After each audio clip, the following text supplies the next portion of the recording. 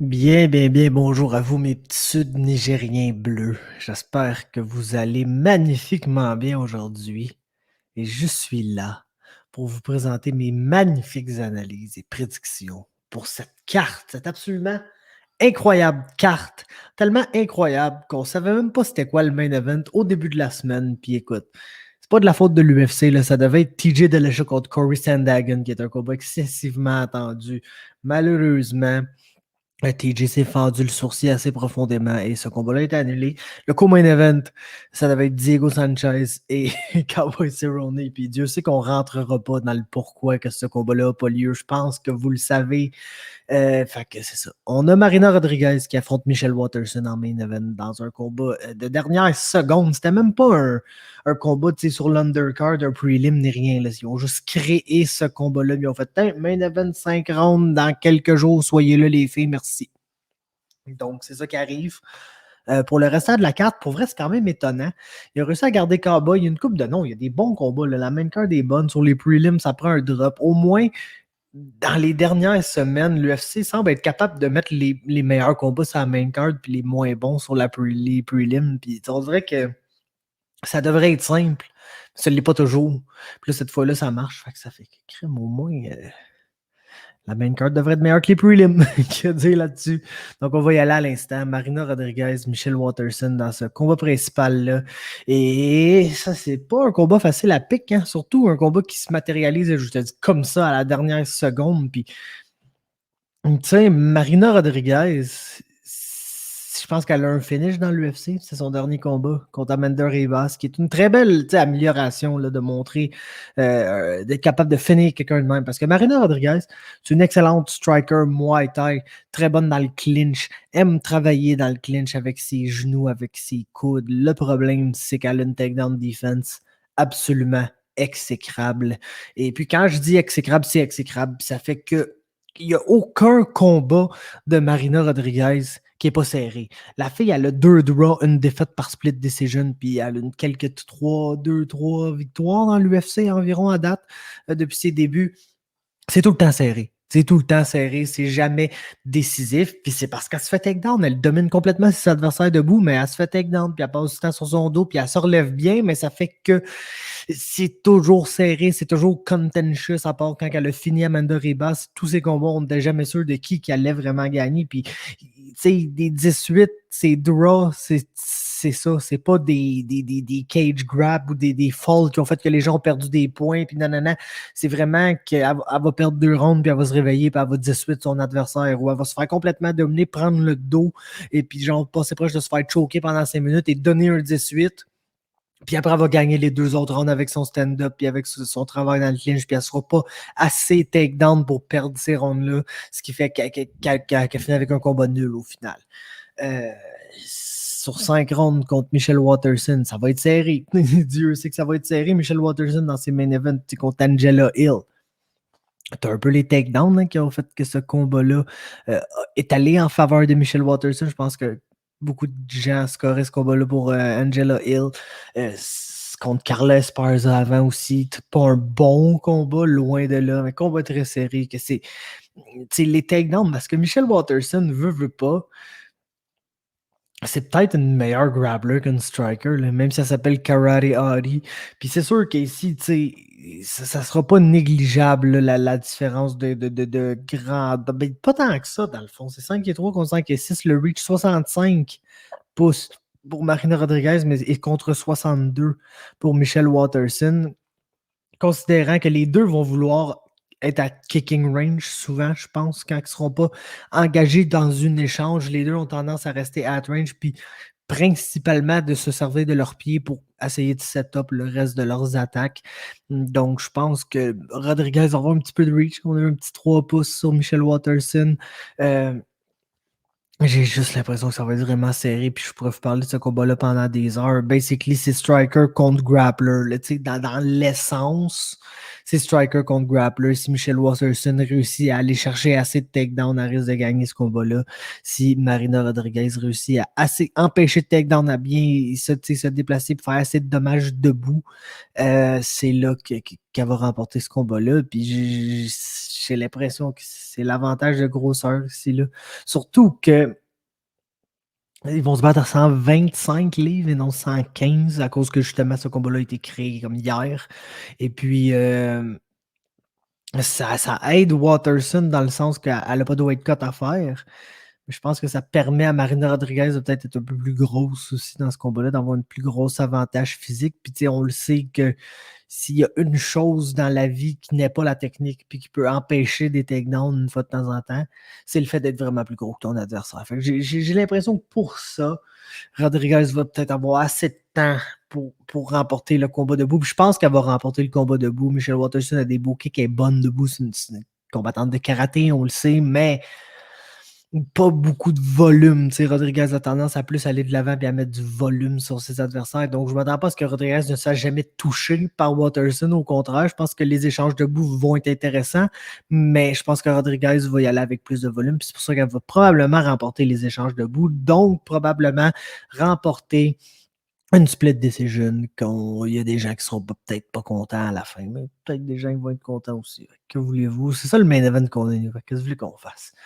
Co-main event, Donald Cowboy Cerrone face à Alex Morono, qui est en train de se développer une réputation comme étant le gars qui gagne jamais, mais qui affronte tout le temps des légendes, parce qu'il est game, puis quand il y a un short notice qui se présente comme ça, il le prend.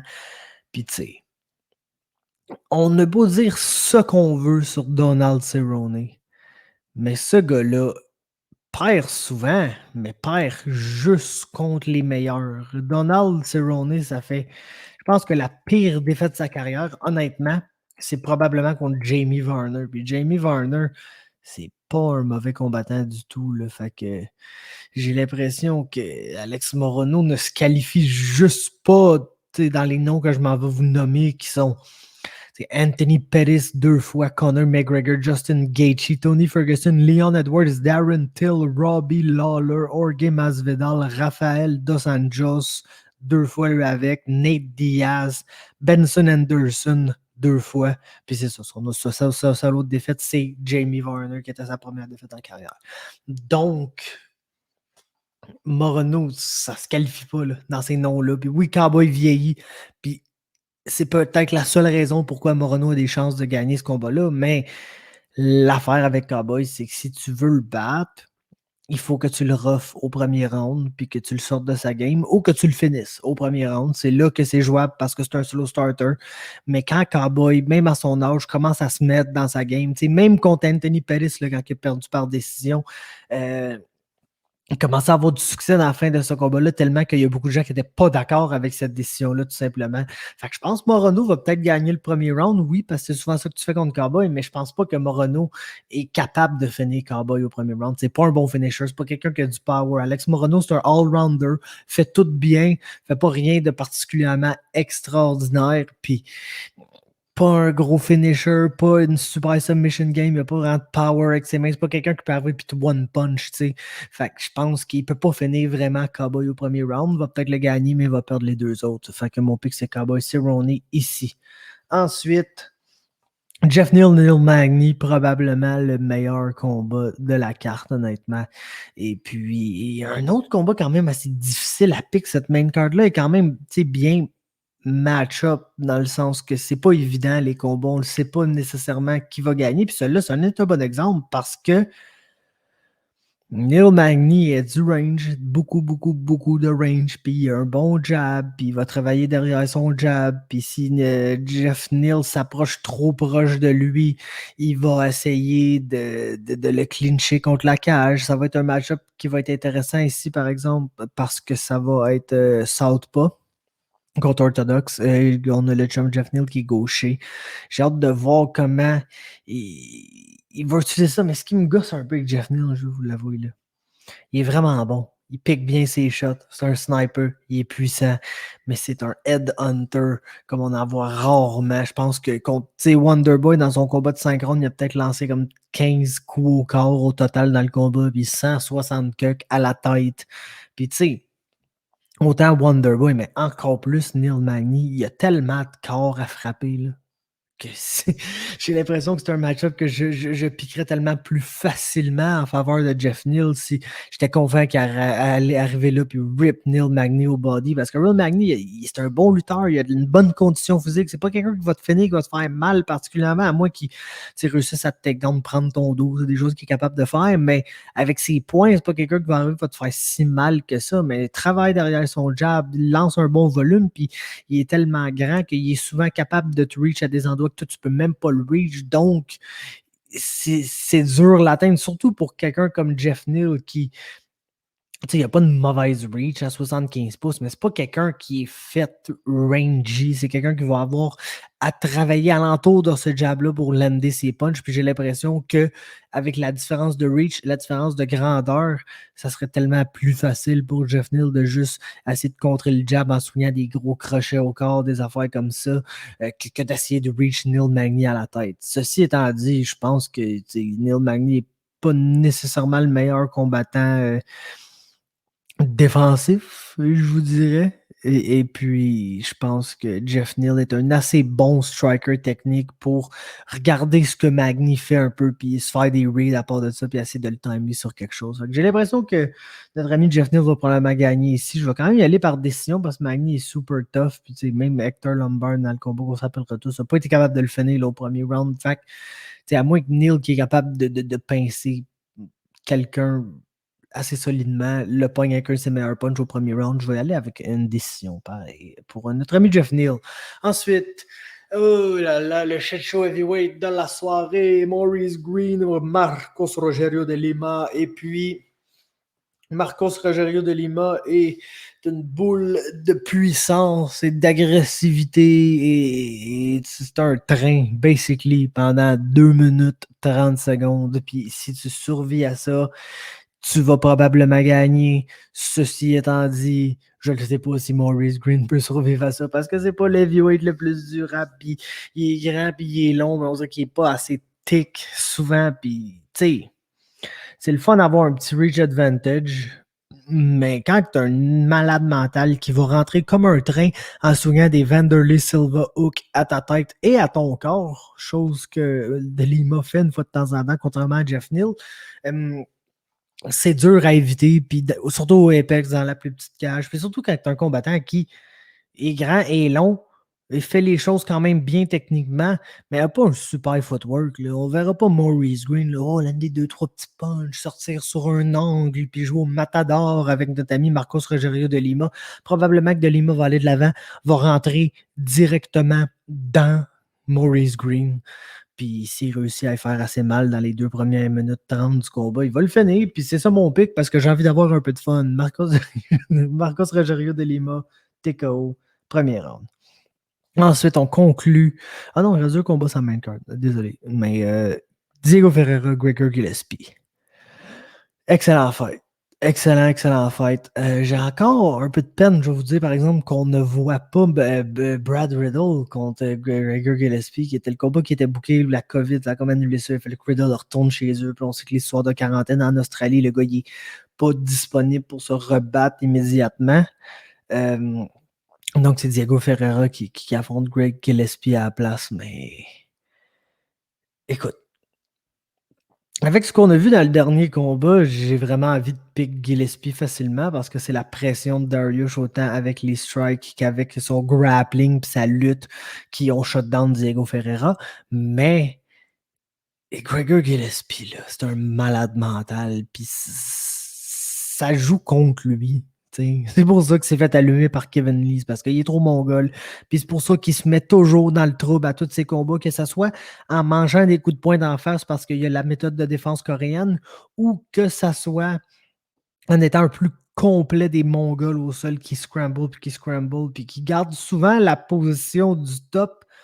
Même si, tu sais, dans mes souvenirs, Gregor Gillespie, oui, il est toujours sur le top, il est toujours dans la position dominante, mais il y a toujours de la misère à la garder, puis il faut tout le temps qu'il continue à scramble, puis qu'il continue à exaspérer son adversaire pour garder cette position-là. C'est pas un lockdown control grappler que quand il est installé dans ta demi-garde, là, il est lourd, puis t'es pas capable de sortir de là, puis c'est pas vraiment ça, surtout qu'il est tellement actif avec son ground and pound que c'est difficile d'avoir une bonne lockdown position quand tu fais aller tes mains comme ça. Puis ça me fait peur personnellement que Diego Ferreira, qui est une très bonne black belt, même en dessous, puis qui est capable de soumettre des gens, puis qui est très opportuniste, ça me fait peur que Diego Ferreira le soumette. Mais tu sais, le pic ici, c'est Gregor Gillespie. Le gars va être super agressif debout. C'est debout que ça va être le plus serré. Je pense pas que ça va rester super gros debout, ce combat-là. Gregor Gillespie, c'est un lutteur collégial qui veut toujours amener son combat au sol, même si c'est pas toujours à son avantage. Il faudra qu'il fasse attention à la guillotine, il faudra qu'il fasse attention aux choses en dessous parce que ça va être dangereux, mais je pense que c'est un combat qu'il va gagner. Ensuite, Amanda Ribas, Angela Hill, puis écoutez, ce combat-là me fait beaucoup penser au combat contre Claudia Gadella. Ribas quand même athlétique, forte, solide debout, moins bonne qu'Angela Hill, moins technique qu'Angela Hill, du moins bon footwork qu'Angela Hill. Donc, elle va sûrement réussir à lander des bons coups, mais pas avoir le dessus debout. Donc, elle va probablement essayer de resort à une grappling game, essayer de take down Angela Hill, puis la contrôler sur le top. Puis on le sait que c'est faisable. On le sait que c'est faisable, ça a été fait à de maintes reprises.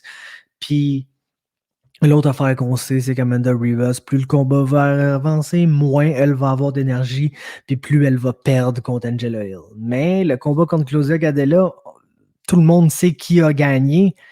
Personne n'était d'accord avec la décision. La décision reste que c'est Claudia Gadella qui a le win officiel sur cette scorecard-là. Puis ce combat-là, écoute, ça sent à plein nez la split decision louche qu'on n'est pas content du résultat. Fait qu'autant le premier combat de la main card qui est celui-là que le main event. Dans les deux cas, je sens un genre de décision partagée très, très, très serrée. Puis j'ai l'impression que Rodriguez est probablement celle qui va mériter de gagner le main event. Puis je talente sa faveur. Pour cette raison-là, je vais pick Amanda Ribas parce qu'il n'y a jamais deux split decisions de suite qui vont au bon gagnant. Et je pense que Hill va probablement, avant la fin du combat, avoir prouvé à tout le monde qu'elle mérite de gagner ce combat-là, qu'elle va avoir l'un des plus de volume, qu'elle va s'être bien relevée quand elle va s'être fait takedown. Mais je pense que Ribas va peut-être en faire assez dans les deux premiers ou dans le premier round et demi pour enlever les deux premiers rounds puis aller gagner cette décision partagée-là. J'ai donc Amanda Ribas. Et ça nous mène au prelim avec Big Ben Rothwell contre Philippe Lins. Puis t'as Philippe Lins qui va être plus rapide que Rothwell, va être un meilleur striker que Ben Rothwell. Et puis j'ai aucune confiance en ce gars-là parce que ça marche pas pantoute depuis qu'il est arrivé dans l'UFC. Puis c'est sûr qu'il affrontait des combattants genre qui sont plus rapides que lui en Tanner Bowser, en André Arlovski, tu sais, Philippe Lins, il est plus rapide que Ben Rothwell parce que Ben Rothwell, il est top 3 des heavyweights le plus lent sur le roster, là, c'est pas compliqué. Lins, c'est pas plus rapide que la majorité des poids lourds, il est juste plus rapide que Big Ben. L'affaire, c'est qu'autant que je le sais que Philippe Lins va lander les harder punch, je le sais pour un fait. L'autre affaire que je sais pour un fait, c'est qu'entre-temps, Ben Rothwell va courir après, puis va lander à peu près 2,5 à 3 punch à chaque fois, que notre ami Philippe Lins va en lander un. Fait que là, ça reste à savoir qu'est-ce qu'on priorise. Est-ce que c'est le volume? Est-ce que c'est le power? C'est une autre recette pour une décision louche. Et mon pick, c'est Ben Rothwell. Ensuite, Phil House, Kyle Dacos.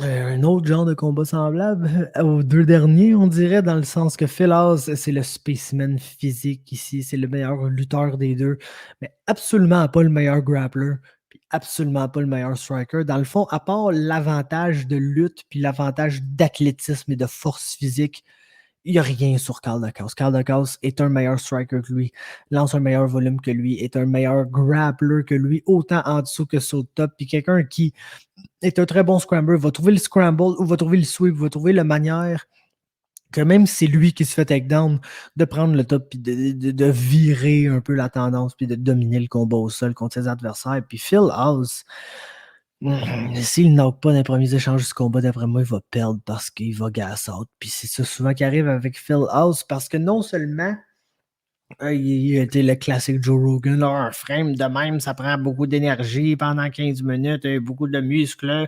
Mais aussi, c'est mental. On dirait que quand le combat va pas nécessairement comme Phil House le veut, ça tourne tellement dans sa tête, ça a l'air de tellement le préoccuper qu'il y a une genre de fatigue mentale qui embarque dans le combat puis qui fait qu'il se bat un peu différemment plus le combat avance, puis avec de moins en moins de confiance un peu dans sa game, ce qui fait que des fois il fait des gaffes et il se retrouve dans des mauvaises positions. Fait que j'ai Carl Dacaz, puis je l'ai par soumission, je pense. Ouais, j'ai écrit ça, soumission au 3e round pour Carl Dacaz, parce que je pense que le Philos va être gazé à ce moment-là, puis Dacaz va avoir plusieurs ouvertures de sûrement un passer un Renaked Choke, quoi comme ça, au sol. Ensuite, Ludovic Klein, Mike Trizano. C'est pas compliqué, ce combat-là. C'est un test pour Ludovic Klein. Strictement. Mike Trizano, on le sait, c'est un bon all-rounder. Ça fait longtemps qu'il ne s'est pas battu. J'espère qu'il ne sera pas trop rouillé, mais c'est un bon all-rounder qui est capable de faire son 15 minutes, qui fait absolument rien de fantastique, mais qui est complet. Il est capable d'avoir un bon game plan, d'aller chercher un bon takedown clé au bon moment. C'est un kickboxer quand même assez tight et technique, bien qu'il n'y a pas beaucoup de power puis qu'il travaille pas. C'est pas un combattant non actif, mais c'est pas. Quand tu penses à Mike Trizano, t'es pas le volume qu'il met sur ses pieds, c'est absolument incroyable. Le gars land à peu près 3 à 3,1 strike par minute. Donc, c'est dans la moyenne. C'est rien d'absolument incroyable. Puis, Ludovic Klein, c'est un kickboxer très, très, très puissant, créatif et opportuniste. On l'a vu contre Shane Young, sa combinaison de la mort qui s'est finie par un head kick. Mais l'affaire, c'est que Shane Young allait comme un peu toujours donner le match-up que Ludovic Klein allait vouloir. Puis tu le sais que Mike Trizano va faire exactement le contraire. Il va essayer de trouver un game plan puis un match-up qui n'est pas favorable à Ludovic Klein dans ce combat-là. Fait que si Klein arrive et gagne ici contre Mike Trizano, il nous prouve qu'il est vraiment très, très, très legit, comme son record semble l'indiquer, et qu'on peut commencer à le move up dans la division un peu plus rapidement. Puis, le mettre contre des gars qui sont sur le bord du top 15, des choses comme ça. Si Mike Trizano bat, c'est-à-dire Ludovic Klein bat Mike Trizano, on peut penser qu'il est potentiel top 15, que c'est un bon combattant dans le futur dans cette division-là. Puis s'il le bat pas, ben, ça va être un bon kickboxer, action fighter, mais qui n'est pas nécessairement la game pour gagner au plus haut niveau dans l'UFC. Fait que ça, c'est un test pour Klein. Klein est vraiment le fun, fait que j'ai envie qu'il gagne. Fait que je vais y aller avec Ludovic Klein, le par TKO au 2e round ici. Mais c'est comme je vous dis, c'est pas mal make or break là, pour Klein, qui en plus rentre dans les meilleures années de sa carrière, puis c'est le temps là, ou jamais probablement pour lui de se prouver dans l'UFC puis de devenir un non connu. Fait que c'est sa chance. Ça va être sa chance à saisir. Puis d'après moi, s'il ne saisit pas celle-là, ça va être dur d'en avoir une autre bonne. Ensuite, ça me fait mal de voir ça. Ryan Benoit, Zarouk Adachev. Ryan Benoit s'est absenté 2 ans. Je pense qu'il n'a même pas gagné une fois depuis qu'il est revenu aussi. Il a gagné sur un genre de combat-là. J'ai sur une série de 2 défaites consécutives. Il se retrouve avec une fiche de genre 10 victoires, 7 défaites. Puis somehow, c'est pas le combat avec pas le combattant avec la pire fiche dans ce combat-là, parce que Zarouk Adachev, il a 3 victoires, 3 défaites. C'est un kickboxer uniquement. Il est super unidimensionnel. Il est pas bon dans les autres aspects du MMA. Puis en plus, c'est ce qu'on a pu voir dans ses derniers combats. C'est pas le gars le plus durable non plus. Il est bon, il est capable d'engager avec ses adversaires, mais si son adversaire est plus puissant que lui puis met plus de power sur lui, ça se peut qu'il fold avant la fin. Puis Ryan Benoit, c'est juste ça qu'il fait. C'est un genre de wrestle boxer, mais son wrestling, c'est vraiment juste pour défendre des takedowns, pas pour amener le combat au sol. Puis sa boxe, c'est j'essaie de placer des power shots, puis je garde un volume de strike qui est beaucoup trop bas pour la division flyweight. Mais écoute, vu qu'Adachev est pas super durable, puis qu'il y a juste pas. Il y a 6 combats pro, il y a une fiche de 500, puis il est dans l'UFC. Fait qu'écoute, Ryan Benoit, TKO, 2e round, j'ai pas le choix.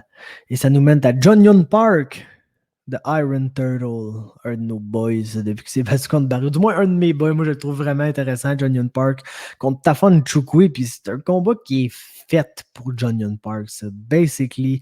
Puis Chukwi, c'est le gros prospect, c'est écoute, 5 combats pro seulement, excessivement puissant, c'est un spécimen physique, c'est une boule d'explosion puis de muscles, là, ce gars-là, mesure 6 pieds, 185 livres, remplit son 185 livres là, comme peu de gens dans cette division-là. C'était même un 205 livres là, qui a déjà battu William Knight, puis tout, d'ailleurs, je pense à son 2e ou 3e combat pro.